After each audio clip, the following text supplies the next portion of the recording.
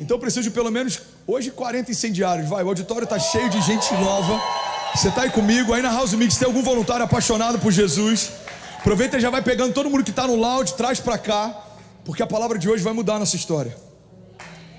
Jesus, eu quero falar sobre um princípio fundamental, que eu percebi que ele tem roubado mais pessoas da plenitude de Deus, até do que batalhas exteriores ou algumas crises na sua jornada de fé.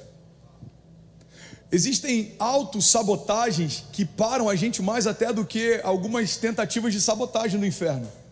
É por isso que muitas vezes o inferno não vai nem tentar parar você, ele só vai tentar confundir você, porque você, quando está confuso, você mesmo se para. Você, quando está confuso, você mesmo se sabota, você mesmo aborta sonhos de Deus para você. Então eu quero falar sobre um princípio fundamental.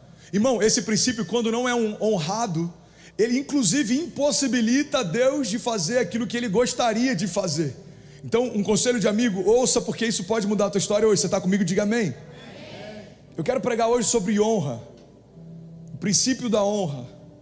E eu vou falar sobre algumas esferas em que a gente entender esse princípio pode liberar o sobrenatural, e não entendimento desse princípio pode sabotar o que Deus tem para você e para a tua casa. Alguém quer ouvir? Diga amém. Primeira coisa que eu quero compartilhar, irmão, guarda isso, é que não viver o princípio da honra sabota a plenitude de Deus sobre você. E se você quiser, pode tirar algumas anotações, take notes, pastor. E se Deus falar com você em algum momento, eu queria te convidar, reage a isso. Se você estiver queimando por dentro em algum momento da palavra, fica de pé no teu lugar, libera isso, reage, diga, preach, pastor, come on, so good, Jesus. Amém? Você está comigo? Vamos incendiar esse lugar, irmão, vamos incendiar esse lugar. Tem alguém frio do teu lado, vai queimar porque vai sentir o fogo que você carrega. Tem uma frase do pastor Drummond Lacerda que eu sou apaixonado. Ele diz o seguinte: a plenitude de Deus está esperando você crescer. A plenitude de Deus está esperando você crescer. Tem recursos que estão disponíveis na plenitude que não vão ser liberados até que a gente tenha maturidade para acessá-los. E a honra é um desses princípios. O verbo honrar significa distinguir, fazer diferença. Por que é importante honrarmos a Deus? Porque a gente está deixando claro que a gente entende que é diferente Deus de qualquer outra coisa. Quando a gente ama a Deus, irmão, da forma como devemos amar, a gente passa a amar todas as outras coisas proporcionalmente também. A gente vê na história da igreja, muitas vezes, altares sendo levantados em paralelo a Deus, algumas bases de confiança sendo estabelecidas em paralelo a Deus, e o problema disso é que, se a gente ama outras coisas na mesma porção que a gente ama a Deus, é como se a gente não amasse a Ele. Se a gente confia em outras coisas com a mesma proporção que a gente confia em Deus, é como se a gente não confiasse nele. É o que a palavra diz: alguns confiam em carros, outros em cavalos, mas eu confio no Deus da minha salvação. Em outro momento o salmista diz: eu elevo os meus olhos aos montes, de onde vem o meu socorro?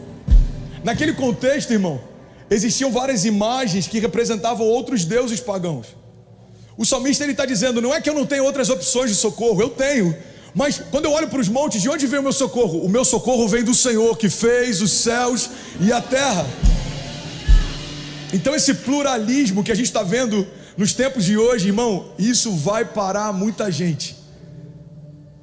Se a igreja se tornar genérica no que diz respeito à questão de gênero, ao que diz respeito à estrutura familiar tradicional, ao que diz respeito a projetos e sonhos de Deus, ao que diz respeito à santidade, perdemos o poder e a autoridade de ministrar em nome de Jesus.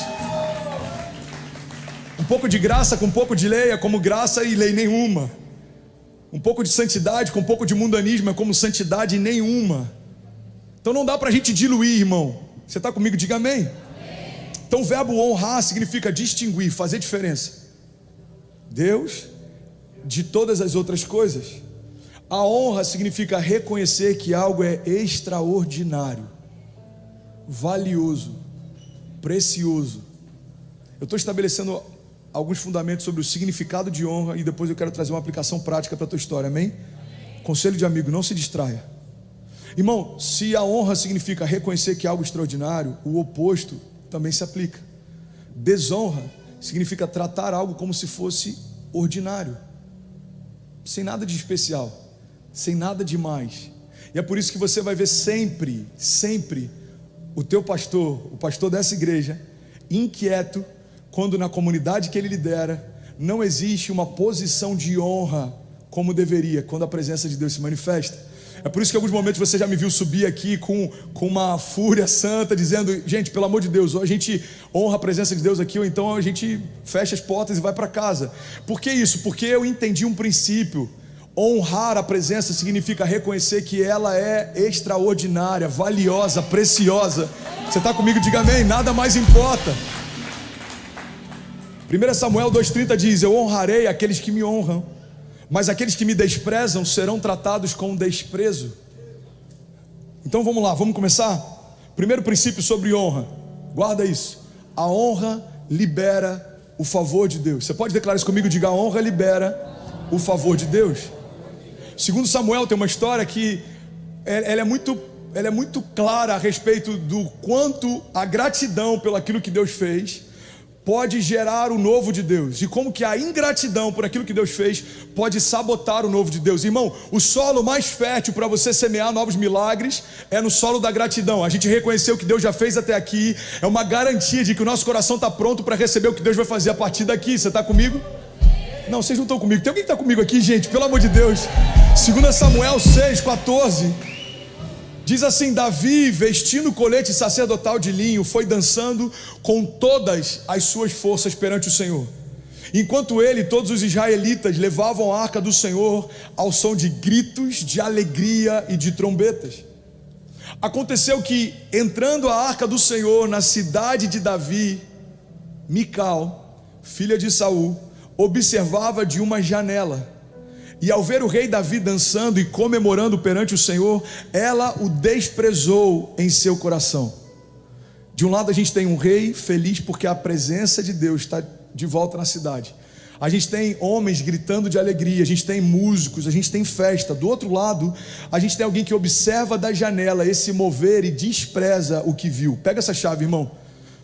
Você normalmente vai perceber que pessoas que desprezam o que Deus está fazendo estão distantes demais do mover para entender o que Deus está fazendo. Todo observador tem uma opinião muito boa em relação ao que está acontecendo. Mas por que todo observador tem uma opinião?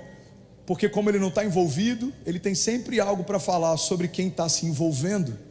Os críticos falam demais porque fazem de menos. Irmão, guarda isso em nome de Jesus. Tem uma citação, se eu não me engano, do Leonard Ravenhill, porque tá do Pleno Avivamento. Ele diz que se a igreja, é dele ou do John Stott, agora eu não lembro. Ele diz que se a igreja tivesse tantos intercessores como tem conselheiros, o Pleno Avivamento já teria acontecido. Tem muita gente que nunca fez querendo dizer como fazer, tem muita gente que nunca construiu querendo dizer como construir. Você está comigo? Então Mical está nessa posição, ela está observando da janela. Davi chegou ao ponto de dizer para Deus, eu não descansarei, nem as minhas pálpebras se fecharão até que a presença volte à cidade. Então esse rei que não economizou em esforços, exércitos, recursos, esse rei que sacrificou animais e fez uma estrada marcada por sangue até a arca chegar na cidade, esse rei que está celebrando o que Deus está fazendo, está de um lado festejando, do outro lado tem uma observadora questionando o que está sendo feito. Você está comigo? Agora olha o resultado disso. 2 Samuel 6,23 diz assim, e até o dia da sua morte, Mical, filha de Saul, jamais teve filhos. Guarda isso, irmão. Ingratidão gera esterilidade. Ingratidão gera esterilidade. A filha de Saul não conseguiu entender, discernir e celebrar o que Deus estava fazendo. Qual que é o resultado natural? Ela perde a capacidade de gerar a vida. Pastor, você está dizendo que mulheres estéreis são alguma forma alguma forma de maldição, algo de Deus? Não, pelo amor de Deus, não tem nada a ver com isso. Não pega um fato e torna disso uma doutrina, ok? Mas nesse caso, Deus coloca no mesmo texto para deixar claro que o resultado do posicionamento de desonra dela trouxe esterilidade sobre ela. Então guarda isso, irmão, em nome de Jesus. Ingratidão gera esterilidade. Sabe o que eu acho mais incrível? É que quando Jesus estabelece a ceia, a igreja acabou transformando isso por um período num ato religioso. A gente faz a gente não sei lá, talvez não pecar ou não se sentir sujo, quando na verdade a ceia não é um dispositivo religioso. A ceia foi estabelecida por Jesus como um memorial de gratidão. A ceia é um dispositivo que Deus estabeleceu para que todas as vezes que a gente fizer isso, a gente lembre do que Ele já fez por nós.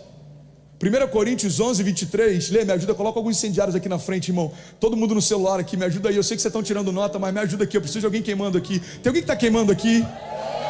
1 Coríntios 11, 23 diz: pois eu recebi do Senhor aquilo que também lhes entreguei, que o Senhor Jesus, na noite em que foi traído, tomou o pão, e tendo dado graças, partiu e disse: esse é o meu corpo, que é dado por vós, façam isso em memória de mim. Da mesma forma, depois da ceia, tomou o cálice e disse: esse cálice é a nova aliança no meu sangue, façam isso sempre que beberem em memória de mim. Pois sempre que comerem desse pão ou beberem desse cálice, vocês anunciam a morte do Senhor até que Ele venha. Irmão, quando a gente celebra o que Jesus já fez, a gente abre espaço para aquilo que Jesus ainda vai fazer. Você está comigo? Diga amém. Segunda chave que eu quero liberar sobre honra é que a unção que você honra, você usufrui. Fala isso comigo, fala com autoridade. A unção que você honra, você usufrui. Você vai perceber que muitas pessoas que são críticas demais em relação ao que o outro carrega, não carregam nada dentro de si. Tem gente que reclama: eu não gosto da pregação dele, eu não gosto da música dele, eu não gosto da palavra dele, eu não gosto do GC dele, eu não gosto da... Irmão, isso nada mais é do que uma expressão de um descontamento consigo mesmo. Porque quando eu não honro o que o outro carrega, eu não vivo a porção que está disponível para o outro dispensar sobre mim. Guarda isso, irmão. A multiforme graça de Deus se estabelece através de uma edificação mútua. Então tem uma parte da graça evangelística que eu tenho hoje, porque o meu pastor, quando eu via o pastor Felipe lá no Rio fazendo apelos, eu olhava e falava: uau, Deus, que graça evangelística. Ele fala de Jesus e parece doce no ouvido de quem ouve. E o fato de celebrar genuinamente aquilo derramou sobre mim uma porção dessa graça também. Aí você vê o pastor Márcio, alguém que tem um caráter que é inquestionável, décadas de ministério, não tem nada que desabone a conduta, alguém que tem uma visão extraordinária. A gente honra disso e começa a usufruir disso também. Eu vim para a América e Deus me conectou com alguém que, cara, se porta como um príncipe, alguém que tem graça e tem alcance sobre nações. 3 meses caminhando com o pastor André Valadão, eu comecei a celebrar tudo aquilo que eu vivi, experimentei. E aí Deus começa a aumentar o meu alcance, Deus começa a levar minha voz a lugares que eu nunca imaginei, Deus começa a me conectar com príncipes da minha geração. Irmão, a unção que você honra, você usufrui. Você usufrui. Você reconhece, você honra, você usufrui, está disponível. A gente vê isso entre Elias e Eliseu, a gente vê isso entre Timóteo e Paulo, a gente vê isso até entre Davi e Saul. A maior guerra de Davi, irmão, não foi enfrentar o gigante, foi não matar Saul quando poderia ter feito. Ele olha e fala: eu não posso desonrar quem Deus em algum momento honrou. Eu não posso tocar em alguém que Deus em algum momento ungiu. Então guarda isso em nome de Jesus. Isso é uma chave tão poderosa. Isso pode ativar e acelerar o teu chamado, o teu processo, a tua jornada. A unção que você honra, você usufrui. A unção que você honra, você usufrui. Você está comigo? Diga amém. Celebrar o que o outro carrega, irmão, ativa o que você carrega. Às vezes está adormecido, você nem sabe que carrega. Mas quando você começa a celebrar, honrar, aquilo começa a tomar vida dentro de você. Terceiro princípio sobre honra que eu quero compartilhar, e esse é um princípio imperativo, não é um convite. Terceiro princípio é: honra a tua casa. Honra a tua casa.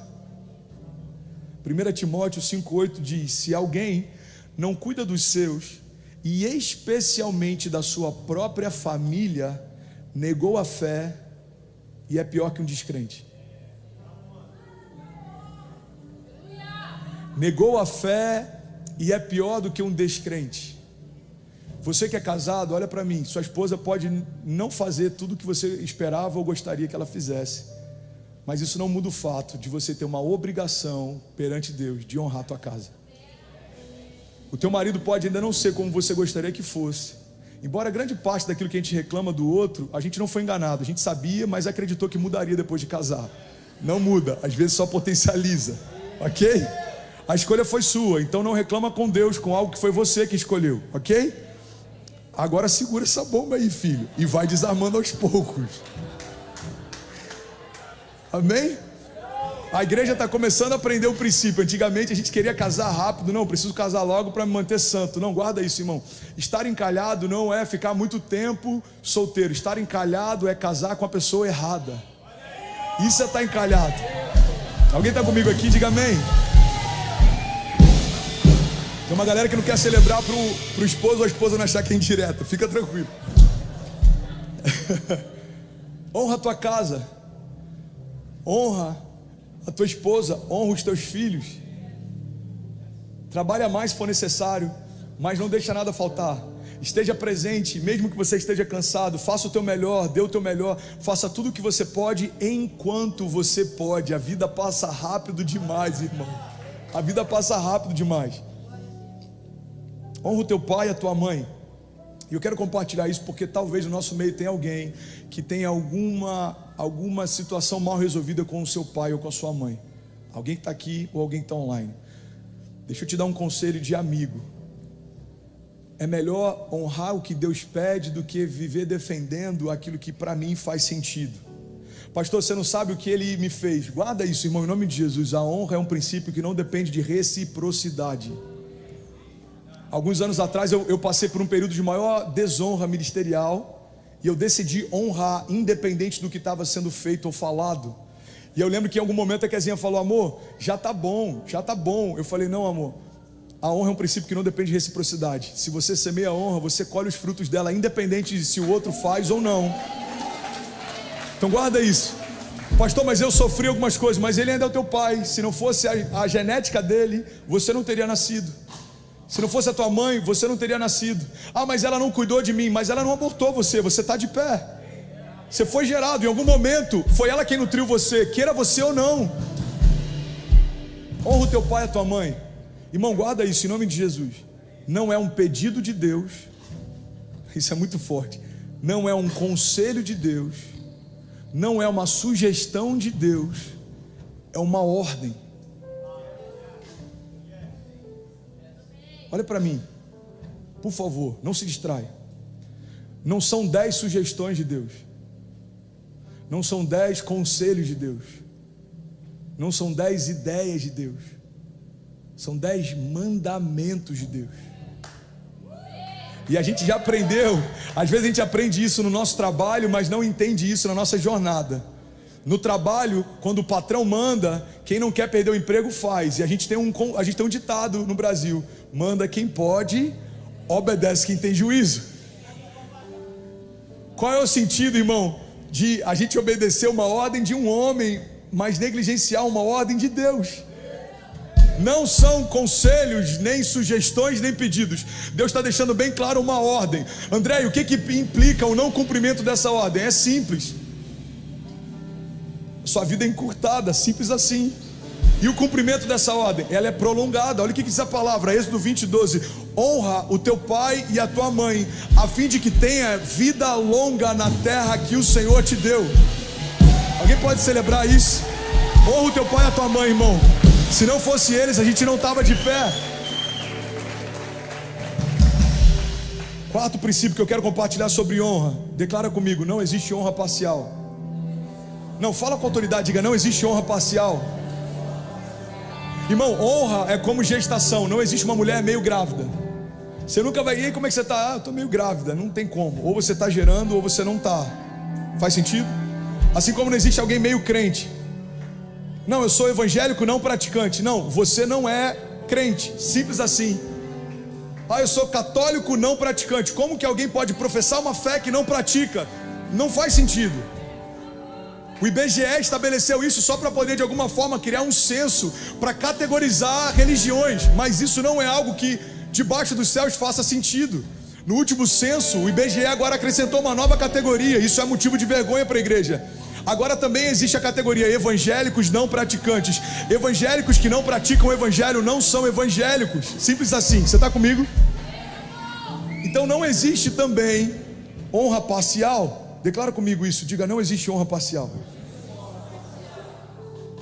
Aquele episódio da mulher que quebra o vaso, ela tem um óleo precioso, valia 1 ano de trabalho, o valor daquele óleo. Por que ela não derrama? Pega isso, irmão. Por que ela não derrama? Ela quebra. É para não dar chance de voltar atrás no meio da entrega. Peraí, já foi demais. Já 6 meses de oferta, eu acho que tá bom. Ela quebra para que ela não confie no seu próprio coração, coração enganoso. Então, para que não haja chance de voltar atrás, eu estou quebrando o meu vaso, eu quebro, eu entrego, é tudo teu, é tudo teu. É como queimar pontes com o passado, irmão, é como abrir mão de backups do passado, é tudo teu. Eu já falei sobre isso há 1 ano e meio atrás. Eu falei, gente, é uma loucura. Quando a primeira crise acontece, a gente começa a pensar e cogitar a possibilidade de voltar aonde a gente estava. Eu vou voltar, sei lá, vou dar um exemplo, tá? Só um exemplo. Se Deus disse que te traria para o Brasil, só Deus pode te falar para voltar para o Brasil. Porque se Deus não mudou de ideia, não usa de uma crise como artifício para abrir mão de um processo. Deus disse que faria algo na América, ainda não aconteceu, então permanece. Agora, se o Deus que te enviou te chamar de volta, aí você vai. Agora, conselho também, irmão, se o Deus que te enviou te chamar de volta, não fica. O lugar mais seguro que você pode ficar é correndo riscos com Deus. Amém? Então guarda isso, irmão. A loucura é que na primeira crise a gente cogita voltar para um lugar que a gente um dia já esteve e não queria mais estar. É como o cara que na primeira crise do casamento começa a lembrar da ex-namorada. Peraí, você sabe por que ela é ex-namorada e não é sua atual mulher? Porque em algum momento, quando ela era a sua mulher, você não desejou mais estar com ela. Só que a memória é seletiva, a gente vai esquecendo de momentos ruins e crises e problemas e vai lembrando de forma nostálgica daquilo que é bom. Então por isso que em alguns momentos o passado sabota a gente, vendendo uma ideia de que era melhor lá atrás. Não, aquele tempo que era bom, não, aquela época que era boa, não, na minha época não, irmão. Esquece isso. O bom é o hoje, é o presente que Deus deu pra gente.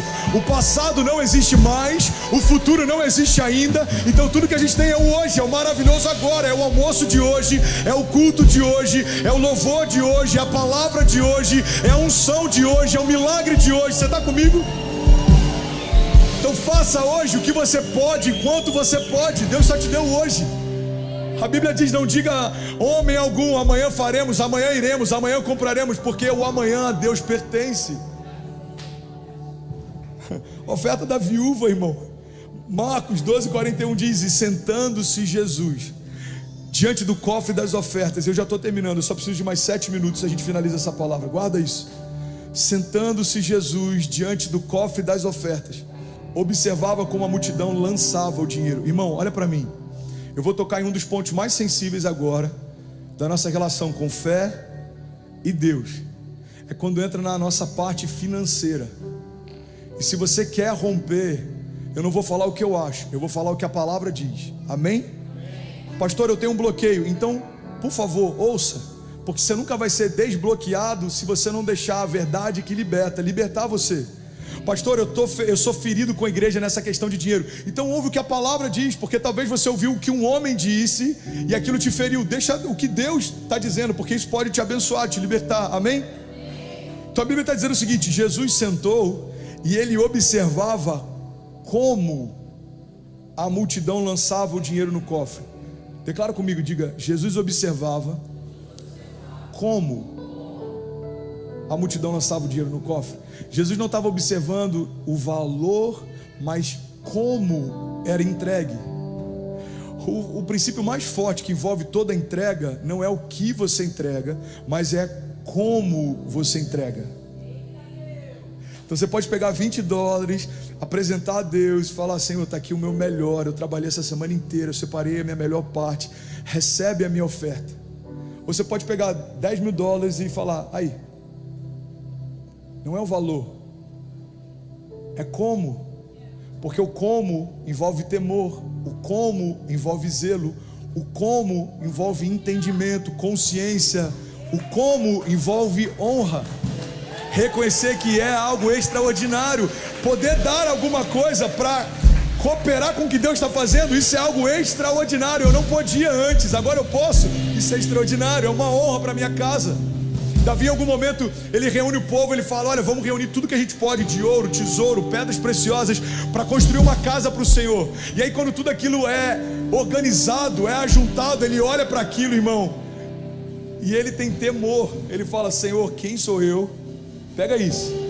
Ou quem é o meu povo, para que possa oferecer para o Senhor algo de valor? Tudo é teu.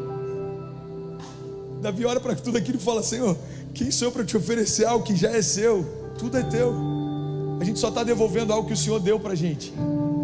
Então a Bíblia diz: e ele observava, e muitos ricos deitavam muito dinheiro. Vindo, porém, uma pobre viúva, lançou 2 leptos que valiam 1 quadrante. E chamando os seus discípulos, Jesus então disse para eles: em verdade eu vos digo, que essa pobre viúva deu mais do que todos que estavam deitando ofertas nos cofres, porque todos deram daquilo que lhes sobrava. Irmão, pega isso em nome de Jesus. Mas essa da sua pobreza deu tudo aquilo que tinha do seu sustento. O que Jesus está declarando é o seguinte: o poder da oferta não está na quantidade, porque tem gente que dá muito, mas está dando porque sobrou muito. O princípio da oferta não está na sobra, está em você entregar algo que tem valor para você. Você está comigo? Eu sei que é difícil celebrar essa parte, é uma das partes que é mais difícil da gente se converter. Há quem diga que o bolso é a última parte que se converte. Eu posso dizer que infelizmente para muitos o bolso é uma parte que não se converteu. Mas não é essa a realidade sobre a nossa igreja. Você está comigo? Diga amém. Você pode levantar suas mãos, vamos fazer um ato profético aqui. Levanta suas mãos, declara com autoridade, diga: eu sou livre em todas as áreas da minha vida. Diga: plenamente livre, completamente livre. Diga: minha mente, os meus sentimentos, o meu coração. Diga: tudo que eu tenho pertence ao Senhor. Fala com autoridade, diga: Pai, você me deu tudo e eu te dou a minha vida por completo. A minha vida é sua, Pai. A minha vida é sua. Em nome de Jesus. Amém, amém, amém. Você pode aplaudir Jesus no seu lugar. 2 Coríntios 9:7. Faça cada um conforme resolveu no seu coração, não com tristeza, nem por necessidade, porque Deus ama quem dá com alegria. Qual que é o fundamento? O princípio da oferta está na honra com que a gente celebra ela. Deus, eu estou dando com alegria. Quem sou eu para poder te dar alguma coisa? Está aqui o meu melhor, eu estou te entregando com alegria. Mateus 6:21 diz: pois onde estiver o teu tesouro, ali também estará o teu coração. Por que muita gente se incomoda a ouvir sobre isso? Só se incomoda em ouvir sobre esse princípio quem é escravo dele. Quem é escravo da liberalidade não consegue dar, não consegue celebrar, não consegue compartilhar, se incomoda. Aí já está falando demais, e já está, irmão, guarda isso. Quem é livre não se incomoda com a luz. A luz dissipa as trevas, a luz dissipa as trevas. Então a gente celebra quando Deus fala. Honrar o Senhor com primícias faz parte de um princípio de honra. Provérbios 3:9 diz: honra ao Senhor com os teus bens e com a primeira parte de todos os teus ganhos, e se encherão os seus celeiros e transbordarão de vinho os seus lagares.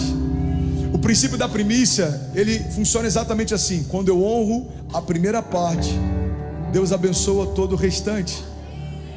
Então eu não estou dizendo: Deus, olha, eu paguei tudo, fiz tudo, passei, gastei, fiz, aconteci, sobrou isso aqui, ó. Não é sobra.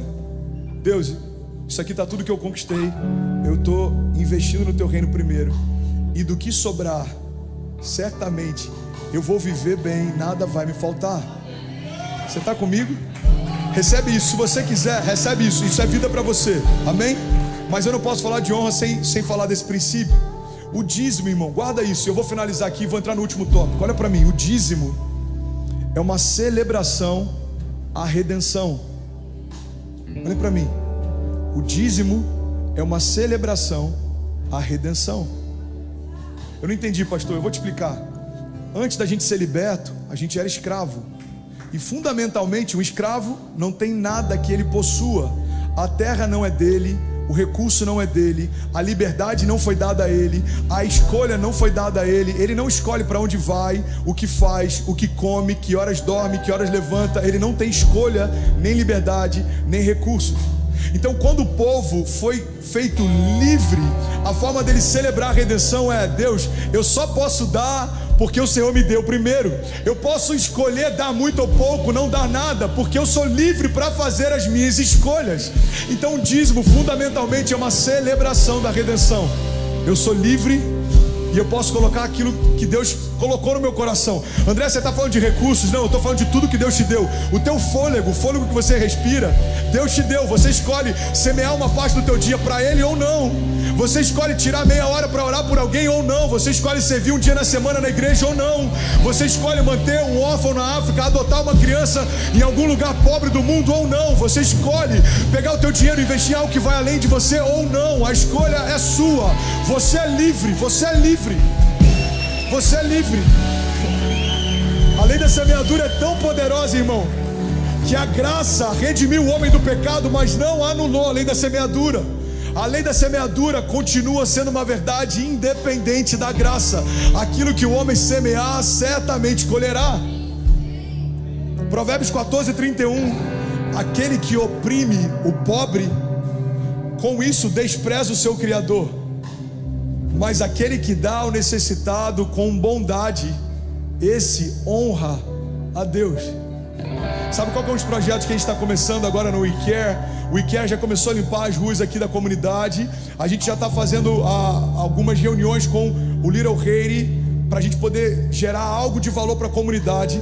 A gente está conversando com alguns presídios. Eu quero pregar até o final desse ano, se Deus permitir, em um presídio nesse lugar. A gente vai declarar liberdade aos cativos e vai ter, irmão, corações sendo completamente rendidos ao Senhor.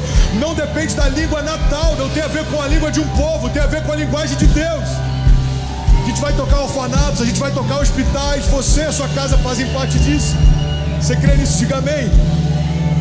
Provérbios 19:17 diz: ao Senhor, cara, isso é muito forte, olha o que a palavra está dizendo. Ao Senhor empresta aquele que se compadece do pobre, e Ele pagará o seu benefício. Deus está dizendo: aquele que se compadece do pobre é como alguém que empresta algo para o Senhor. Você não entendeu? Olha para mim. Deus está dizendo: quando você faz algo por um pobre, por alguém que não pode, por alguém que necessita de um socorro, você está emprestando dinheiro para mim. Fique em paz, eu pago bem aqueles que semeiam. Deus está dizendo isso. Não é o que eu acho, é o que a palavra diz. Aquele que semeia na vida de alguém que é pobre é como quem empresta ao Senhor.